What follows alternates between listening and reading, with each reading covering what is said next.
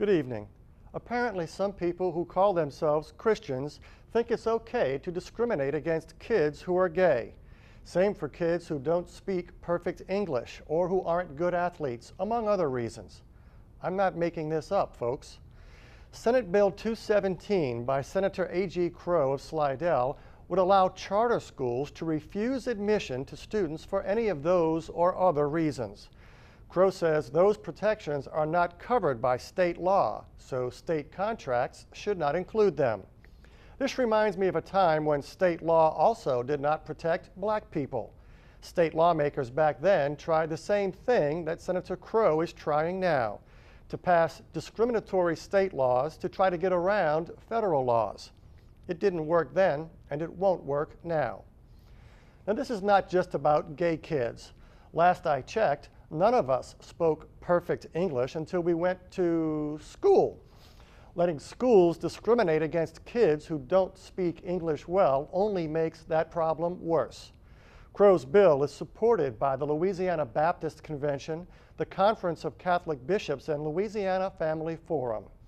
The head of Family Forum, who is normally a big fan of Governor Bobby Jindal, says he wants to send a message to the governor.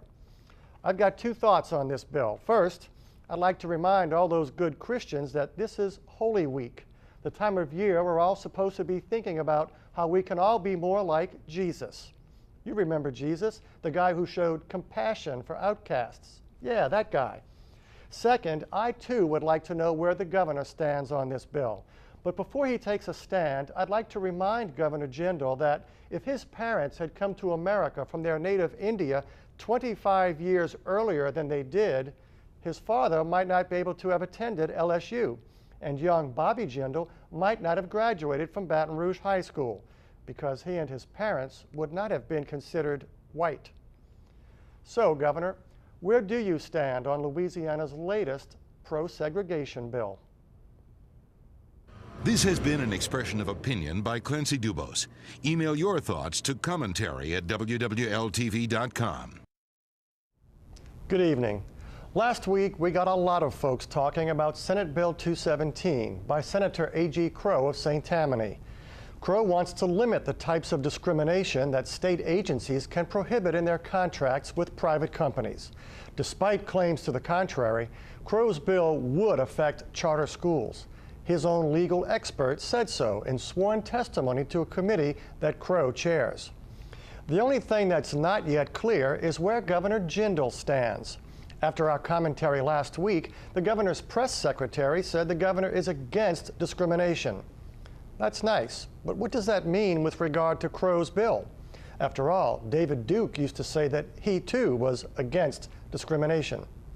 Perhaps the governor's vagueness relates to speculation that he might be considered for the second spot on the GOP ticket in November. The last thing Jindal wants now, or in any case for that matter, is controversy. Well, Governor, here's a little secret. You can't lead by playing it safe, not on issues like this. So stop hiding behind your press secretary, Governor. Tell us where you stand on Senate Bill 217.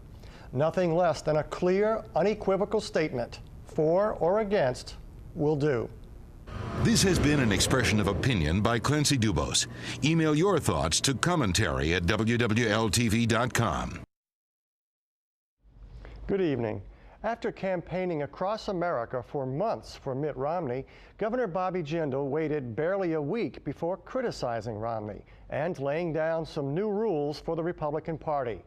Jindal now says Republicans must stop being what he calls the stupid party and start showing women and minorities that they genuinely care.